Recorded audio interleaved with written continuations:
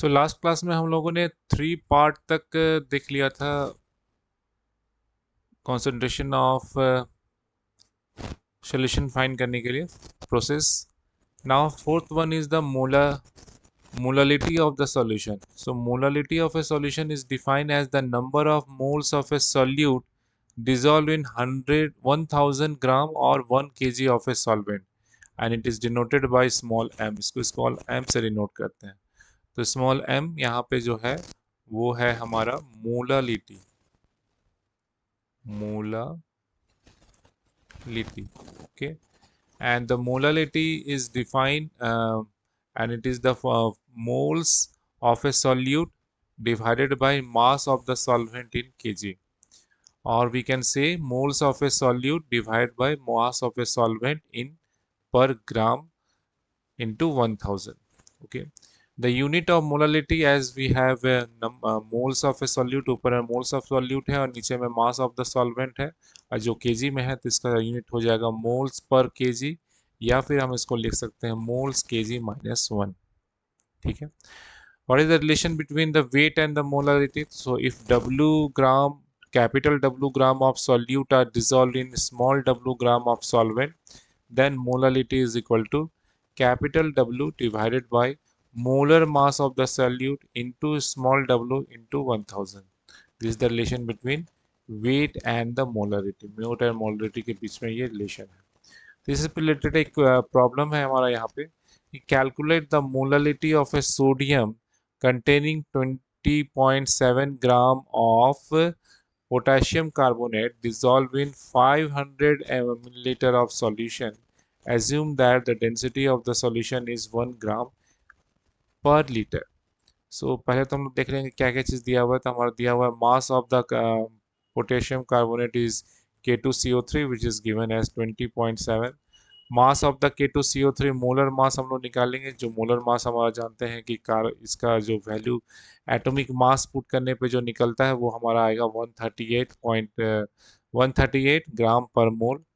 सो molality का formula के लिए हम लोग नंबर ऑफ मोल्स फाइंड करेंगे. नंबर ऑफ मोल्स हो जाएगा हमारा 20.7 डिवाइडेड बाय 138, और चूंकि हम 500 ml ऑफ सॉल्यूशन है तो 500 ml नीचे लिखेंगे, और चूंकि 1000 की फॉर्मूला में आता है 1000 से मल्टीप्लाई करेंगे तो इसका वैल्यू आएगा 0.300 m फॉर मोलालिटी. ठीक है. सो नंबर ऑफ मोल्स हम लोगों ने यहाँ पे फाइंड किया है. नंबर ऑफ मोल्स हम लोगों ने अभी बताया कि 20 डिवाइडेड बाई 20.7 डिवाइड बाई 138 आया, ये 0.15 होगा. मास of the solution, so mass of the solution है 500 ml इंटू 1 ग्राम पर मोल से इसको मल्टीप्लाई कर देंगे तो यह हो जाएगा हमारा 500 ग्राम. अमाउंट ऑफ वाटर, क्योंकि सॉल्यूशन में से हमको वाटर फाइंड करना है तो 500 हमारा टोटल है सॉल्यूशन का, उसमें से 20.7 जो है K2CO का पोटेशियम बाइकार्बोनेट है उसको माइनस कर देंगे तो यह आ जाएगा 479.3. सो मोलालिटी ऑफ सॉल्यूट हो जाएगा इसका नंबर ऑफ मोल्स, तो नंबर ऑफ मोल्स 0.15, और टोटल जो हमारा सॉल्वेंट है उसका वाटर का तो हो जाएगा, क्योंकि वाटर के लिए फाइंड करना है तो ये हो जाएगा 479.3 इंटू 1000, 0.313 मोल्स पर केजी और 0.313 स्मॉल एम. ठीक है.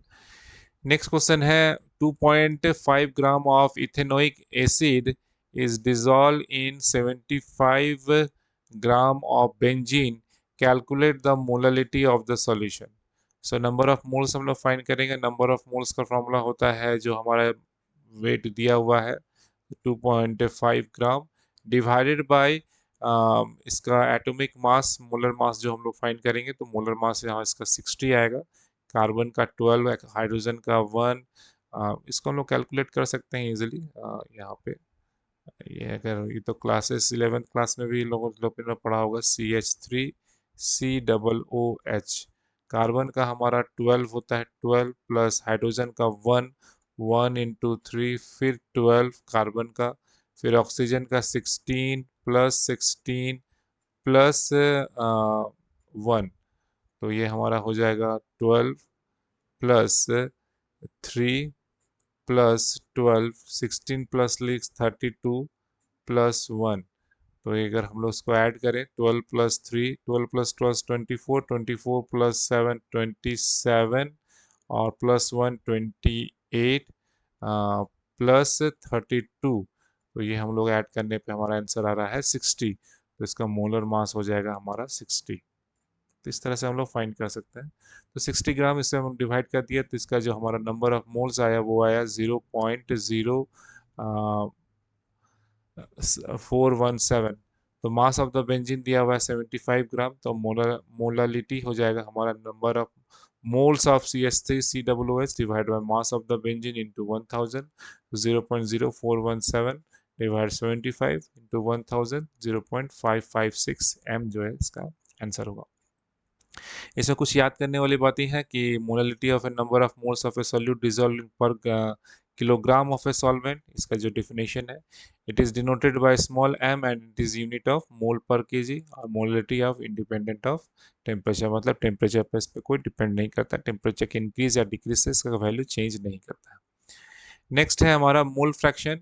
So mole fraction is number 5. The mole fraction is the ratio of the number of moles of a component, one component to the total number of moles। मतलब एक का अगर हमारे पास दो एक है, दो बाइनरी सॉल्यूशन में हमारे दो कंपोनेंट है, तो अगर इसका और इसका अगर हमको फाइंड करना है तो नंबर ऑफ मोल्स अगर हमने इसका फाइंड किया जो आया हमारा Ma, और इसको हम लोग बाद में अभी देखेंगे भी, और इसका नंबर ऑफ मोल्स फाइंड करेंगे, तो टोटल्स का ये के साथ इसका जो कंपैरिजन होता है उसी को हम लोग फ्रैक्शन के फॉर्म में यूज करते हैं, जिसको हम लोग कहते हैं मोल फ्रैक्शन। ठीक है। So mole fraction of a component is the number of moles of a component divided by total moles of all component. So it is denoted by small x, and the subscript used at the right hand, x denotes the component.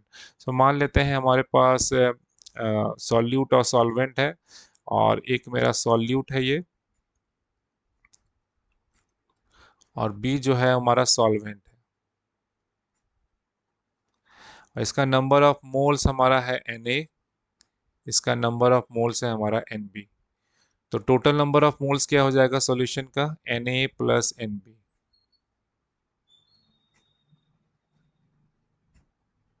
Okay. तो इसी तरह से अगर हम solute का find करें तो formula कहता है number of moles of a solute divide by total number of moles of solution. So Na divided by Na plus Nb हो जाएगा। उस तरह से इसका हो जाएगा हमारा सॉल्वेंट का अगर निकाल जाए Nb divided by Na plus Nb। सो ये हमारा मोल फ्रैक्शन का फॉर्मूला है। मोल फ्रैक्शन ऑफ XA के लिए Na divide by Na plus Nb, और मोल फ्रैक्शन ऑफ सॉल्वेंट के लिए है Nb divided by Na plus Nb। The sum of the mole fraction of all the component of solution is always equal to 0। से इस दोनों को हम लोग ऐड करेंगे ऑब्वियसली, NaNb हमारा LCM हो जाएगा, ऊपर में NaNb ऐड हो जाएगा, एक ऊपर से नीचे वाला टर्म कैंसिल हो जाएगा, तो ये हमारा हो जाएगा 1। Thus, if a mole fraction of one component of a binary solution is known, then other can be calculated। So अगर हम लोग XA plus XB is equal to, यहाँ पर हमारा वर्क फार्मूला हो गया XA plus XB is equal to 1। तो एक भी अगर हम लोग फाइंड कर सकते हैं, दूसरा फाइंड कर सकते हैं। तो अगर XA भी हमको फाइंड करना होगा तो इसका फॉर्मूला हो जाएगा 1 माइनस XB, जैसे हम लोग यहाँ पर देख रहे हैं। ठीक है, XA और XB दोनों फाइंड कर सकते हैं। क्योंकि दोनों ऊपर में सेम क्वांटिटी, ऊपर में मोल्स है, नीचे में भी मोल्स है, तो ये मोल फ्रैक्शन जो है एक डायमेंशन लेस क्वांटिटी है। The sum of the mole fraction of all component of solution is equal to 1। In a binary solution one mole fraction always allows calculation of other, मतलब एक दूसरे को calculation करने देता है। Mole fraction is independent of temperature and it is unitless. If a solution contains i number of components, बहुत सारे components हो रहे हैं, तो इसका फॉर्मूला हो जाएगा N1। अगर पहले वाले का फाइंड कर रहे हैं तो N1 divide by N1 plus N2 plus जितने सारे हैं, समेशन का फॉर्म में हम लोग N1 divide by summation of Ni लिख सकते हैं। ठीक है। उस तरह से X2 के लिए, इस तरह से Xi के लिए फाइंड करते हैं। Xi का फॉर्मूला हमारा जनरल हो जाएगा Ni divide by summation of Ni, और X1 plus X2 plus Xi is equal to 1, ये हमारा इसका जनरल फॉर्मूला हो गया। नेक्स्ट इसी पे रिलेटेड एक क्वेश्चन है, calculate the mole fraction of ethylene glycol C2H6O2 in a solution of contain 20% of C2H6O2 by mass. सो पहले तो जानना होगा कि 20% ऑफ इसका मतलब क्या है। 20% ऑफ इथिलाइन ग्लाइकोल कंटेन का मतलब है 20 gram of ethylene glycol is present in 100 gram of solution, और 20 gram of ethylene glycol is present in 80 gram of water. मतलब 100 में से अगर 20 माइनस करेंगे तो 80 ग्राम ऑफ वाटर ही बचेगा। अब मोलर मास फाइंड करेंगे, जैसे पिछले हम लोगों ने फाइंड किया, तो मोलर मास आया मेरा 62। मोल्स फाइंड करेंगे तो नंबर ऑफ वेट जो दिया हुआ है 20 डिवाइडेड बाय 62 से, तो ये 0.322 आ गया। मोल्स ऑफ ए वाटर फिर फाइंड करेंगे। मोल्स ऑफ वाटर के लिए वाटर का अभी बताया 80 है, 80 डिवाइड बाय वाटर का मोलर मास होता है 18, सो 4.444। तो एक्स हमको निकालना है किसका, हमको निकालना है एक्स इसका सॉल्यूट का। तो moles of a solute divide by total moles of a solute plus solvent. तो मोल्स ऑफ ये है 0.322 डिवाइड 0.322 प्लस 4.444, तो ये आंसर नियर अबाउट आएगा 0.0677। ठीक है, तो इसमें की पॉइंट्स क्या जानकारी के लिए है, तो moles of A fraction in a ratio of moles of a one component total moles of all component. It is unitless and independent of temperature. Sum of moles fraction all component solution is equal to 1, and in a binary solution knowing the mole fraction of one component allows calculation of other. तो इस तरह से हम लोग x of glycol find कर लिए, उस तरह से एक्स ऑफ वाटर भी हम लोग फाइंड कर सकते हैं। वाटर का हम लोग मोल्स ऊपर लिखेंगे, नीचे में टोटल्स का लिखेंगे, तो ये आएगा 0.921। और या फिर अगर हमने ग्लाइकोल का फाइंड किया तो एक्स वाटर भी हम लोग निकाल सकते हैं 1 माइनस 0.068 करके, तो ये भी आएगा 9। तो ये दोनों वैल्यू सेम आ रहा है, तो मतलब जो भी फॉर्मूला हम लोग को यूज करना हो इससे यूज करके निकाल सकते हैं। 6 नंबर में है हमारा नॉर्मलिटी। नॉर्मलिटी कहता है it is the solution of a number of a gram equivalent of a solute dissolve per litre of a solution, it is denoted by capital N. So कितने नंबर ऑफ ग्राम इक्विवेलेंट जो है solute के वो पर litre of a solution में dissolve है, उसको हम लोग नॉर्मलिटी कहते हैं। नॉर्मलिटी जो है कैपिटल एन से डिनोट होता है। Number of gram equivalent of a solute divide by volume solution in A litre, इसको यहाँ पे पुट करते हैं। नॉर्मलिटी को और भी तरह से लिख सकते हैं, number of gram equivalent of a solute divide, नीचे में ml कर लें तो ऊपर में ये 10 टू द पावर -3 हो जाएगा। ये 10 टू द पावर -3 जब ऊपर जाएगा तो 1000 हो जाएगा। So thus the unit of a normality are gram equivalent per litre, या ग्राम इक्विवेलेंट, या per litre -1। Gram equivalent of a solute is mass of a solute divide equivalent mass. Normality of a solution is also changes with temperature, temperature के साथ में ये change करता है। ना एक क्वेश्चन है यहाँ पे, calculate the normality of a solution containing 315 gram of hydrated oxalic acid in 1250 ml of solution. तो पहले तो हम लोग मास देख लेते हैं। मास जो होगा 31.5 डिवाइड बाय 63, चूंकि इक्विवेलेंट वेट हो जाएगा 126 डिवाइड बाय 2। ठीक है, 63 से हम लोग इसको डिवाइड करेंगे, हाइड्रोक्सिलिक ऑक्सिलिक एसिड है। ठीक है, तो ये हो गया 0.5, यहाँ पे हम लोगों ने फाइंड किया। वॉल्यूम ऑफ ए सॉल्यूशन हमारा दिया हुआ है 1250 मिलीलीटर, तो ये हो जाएगा 0.5 डिवाइड बाय 1250 इंटू 1000, 0.4 एन जो है इसका आंसर। एन मतलब नॉर्मलिटी। नेक्स्ट हमारा ये है हमारा 7 नंबर, ये है formality. So it is the number of a formula mass of a solute dissolved per liter of a solution. It is denoted by capital F. So number of formula masses of a solute divided by solution of a volume of a solution in liter. The sum of atomic masses of various atoms consisting of formula of ionic compound called a gram formula mass instead of molar mass. तो यहाँ पे हम लोगों ने कुछ formula list को हम लोगों ने यहाँ पे लिस्ट किया है। सो मोलरिटी जो होता है कैपिटल एम से डिनोट करते हैं, ये number of solute divide by volume of a solution in millilitre into 1000। Molarity का small M number moles of a solute divide by mass of the solvent in gram into 1000। Normality का होता है gram equivalent of solute divide by volume solution in millilitre into 1000।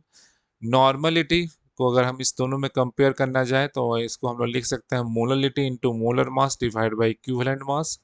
Mole fraction moles of a solute divided by moles of a solute plus mole of a solvent, and mole fraction of a solute plus mole fraction of a solvent is equal to 1। ये हम लोगों ने अभी देखा ऊपर में।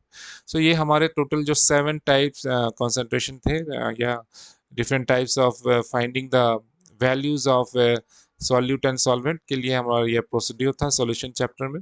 अब इस सारे जो 7 टाइप्स हम लोगों ने देखा, इस रिलेटेड कुछ प्रॉब्लम्स हम लोग नेक्स्ट वीडियोस में देखेंगे और उस पे कुछ प्रॉब्लम्स हम लोग डिस्कस करेंगे, ठीक है।